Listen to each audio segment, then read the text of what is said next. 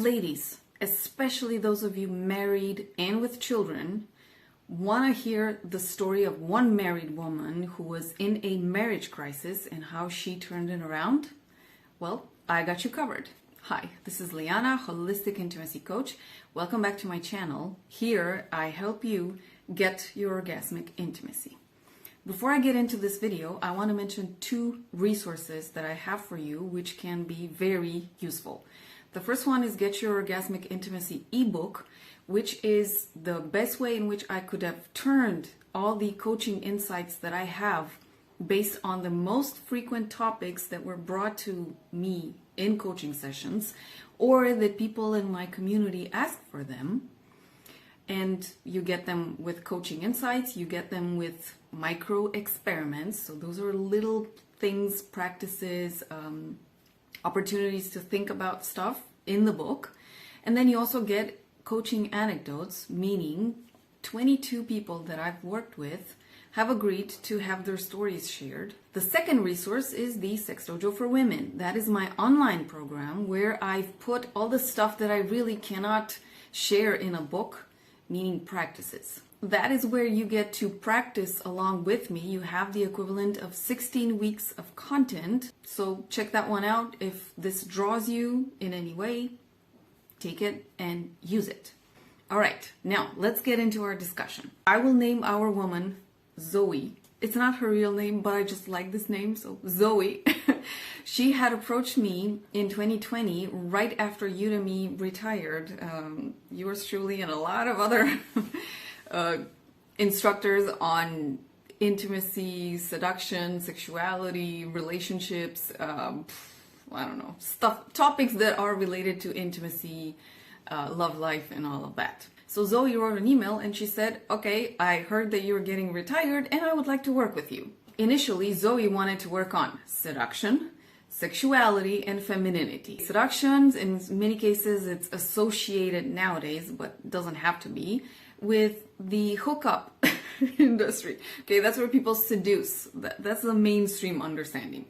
Sexuality, okay, intimacy coach, sexuality coach, sexological body worker, that was my field. And then there was femininity. And that is a field where obviously women who identify as women will approach this, and there are a plethora of practices and approaches and topics that are particular to not just the female body or feminine body, but around the values that are associated with femininity. So for me, those were three different fields of activity. So I wrote back to Zoe and I said, okay, Zoe, you know what? Out of all those three things, I can only help you with one, which is sexuality. Seduction, I said, yeah, right. I'm not going to explain to you what I said here. I'm going to invite you to check out the video A-Type Women Approaching. That video is more particular to me than you will ever imagine. So I basically told her what I shared in this video. And the femininity part, I told Zoe, again, which is something if you're a bit more sensitive, you will pick it up in these videos. I told her, you know, gosh, I'm not the most mainstream feminine woman out there. She wrote back and said, yes, that is what I want. That is okay with me. Perfect. So for several months, we did coaching. Did we show up with makeup? No. Did we show up with fancy clothes? No. Did we show up always feeling the most bubbly, giggly, joyful, orgasmic? No. So what the heck did we do? First of all, body connection. That's one of the practices that I have in the Sex Dojo for Women. Secondly, we set intentions every time, or I think there were exceptions where once or twice we didn't.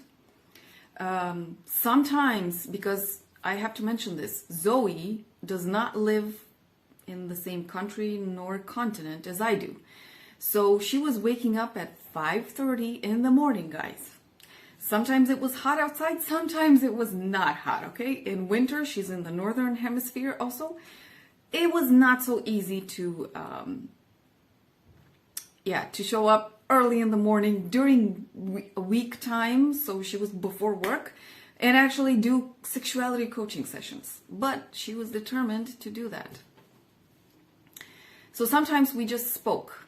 one of the things that I got her okay to share here was the 12 days of Christmas. Zoe is the client that actually I had worked with last year, so 2020, when all hell had broken loose with you know what. And she wanted to surprise her husband and actually enjoy the 12 days of Christmas, but in a very hot, sensual, passionate way. So we came up with the 12 days of Christmas, and that was around 2 coaching sessions. One was setting up all the ideas, so brainstorming, and then the other looking at suppliers for the stuff that she needed, because it wasn't just ideas. It was, where do I get all the stuff that I need, and how do I prepare in advance, especially because before Christmas there's the Black Friday. All the couriers just go insane, so everything gets delayed. So we made plans in advance, especially because add to the Black Friday, add the entire pandemic where everybody was buying things online. Other things, we were brainstorming around texts. At other times, yes, a list of movies. The vlog on movies that I made, that was based on an Instagram post. But this is also a discussion that I had with Zoe around, okay, where do you get more inspiration from? And those movies that I recommended to her, which I also recommended to you guys, so I shared those 6 movies here on my YouTube channel. This is the video. I also told her, look, for each of these movies, you can maybe check out some details. What are the women trained like? You will see that with Dangerous Beauty or with Memoirs of a Geisha. What is sacred sexuality? We had an entire discussion in one session just around the idea of sacred sexuality. There's a video here, and I also encouraged her to watch the movie Bliss. In other sessions, we did breathwork. The practices that I did here with you on the channel. Here's the playlist. In several sessions, I did breathwork with Zoe, and that was the only thing that we did. Because we didn't stay just, 10, 20 minutes there. We spent longer just with doing the practice and then getting into it, allowing some time for all the effects to settle in, get back to just normal time, super early in the morning for her, right before work, and thinking of ways in which she could use breath work in her intimate times with her husband. All sorts of practices, like pelvic floor practices, most of the stuff that you see in the Sex Dojo in the women's practices, I also did with Zoe in sessions. And we were discussing also various things that she could do to bring more fun and pleasure and joy in her intimate time with her husband. And recently, I received an email from Zoe in which she was essentially sharing how our sessions had saved her marriage. When I read that, I was like, whoa, wait a second. I did not know it was that bad. So I asked for more details. Essentially, what had happened was that before she signed up for my class on Udemy, Zoe was going through a crisis in her marriage. This was a 16-year-old marriage, I think. So they were married a long time. Their daughter was about to get to college, and their marriage was really in a rough spot. She had written that in the initial discovery form. I read something, but I didn't pick up that it was that bad. So that information, I kind of overlooked it. And at any point in our session did Zoe complain, cry, there was no sign of trouble. It was only objective, and then how do we work around it? The best way in which you use coaching is working around objectives and sticking to plans, short term, medium term, to reach those objectives. That is the best way and the highest way in which you can use coaching. And coaching definitely works, obviously. And it's not that somebody teaches you something. No way. Coaching is coaching. Somebody's working there with you alongside. As such, what she did, and she shared with me, aside from coaching with me, she was going to a support group with other women who were also in crisis with their marriages. About the same amount of time that she worked with me, she went to that support group. And in the email where she said, thank you, the work that we did actually saved my marriage, she confessed also that other women in that group, they hadn't made any progress. Basically, she said, you know what, if I had stuck just to that support group and not have actually concretely and palpably and very structured, in a very structured way, worked on objectives and on stuff to do, on stuff to bring to my intimate life, even if it was just watching a show or a movie, even if it was buying a sex toy and actually using it, even if it was doing massage techniques or breathwork techniques or pelvic floor techniques, or even those small things, they shifted the way, the attitude and the vibe that we had in intimacy, and not just in the bedroom overall. It changed. Up to the point where her husband told her she said that he woke up in a Sunday night saying, I love having sex with you. And her reaction, as she was also waking up, that's good. So, she used coaching in the purest form possible. And another thing that I want to add here, because I know that I get this critique a lot, at least in my country, and probably because nobody's a prophet in their country. I gotta get used to that. But this woman, she's older than I am, married for 16, 17 years, and before their marriage, they were also in a relationship for several years, with a daughter. Did she look for somebody her age? No. Did she look for somebody married with children? No, because I'm not. She did not look for somebody that looked like her. She looked for somebody that she resonated. I mean, she took my Udemy class and she said, I want to work with you. Great. In the beginning, I was like, gee, gosh, how could I help? Because what I've seen in my country, there are very few people married with kids that actually stick to working with me. There are some, but very few. And I was like, maybe, gee, I'm not good at that. No, it's not the problem there. It's that somebody wanted somebody completely different, and she never asked me about my personal life. She didn't model my personal life. All she took was the coaching sessions, the objectives, the practices. Whenever she was stuck with something, she would bring it to coaching. And in some of our coaching sessions, all we did was stretching. Okay, she understood also that she needed to feel comfortable in her body. Another thing that I find amazing about Zoe is that although she's in her 40s, she participates at marathons. And not just marathons, but triathlons also. And some of the mornings, because she was either right before or after competition or in between workouts and trainings, she would have a sore body. And she understood that if she's not comfortable and relaxed and pain-free in her body, she cannot enjoy her intimate life. And some of our sessions were just stretching. She did not mind, okay? She did not expect miracles in one session. And she said, no, that's good. Today I just want to do stretching all over the body. And I was like, wow, is this exactly sexuality coaching? No, it's not pure sexuality coaching. It was stuff that I also do. And I brought a lot of stuff from my personal life, meaning stretching, meaning sometimes nutrition and food or supplements. We also discussed those, yes. She was like a sponge, willing to take whatever she needed at any given moment, and she was fully transparent.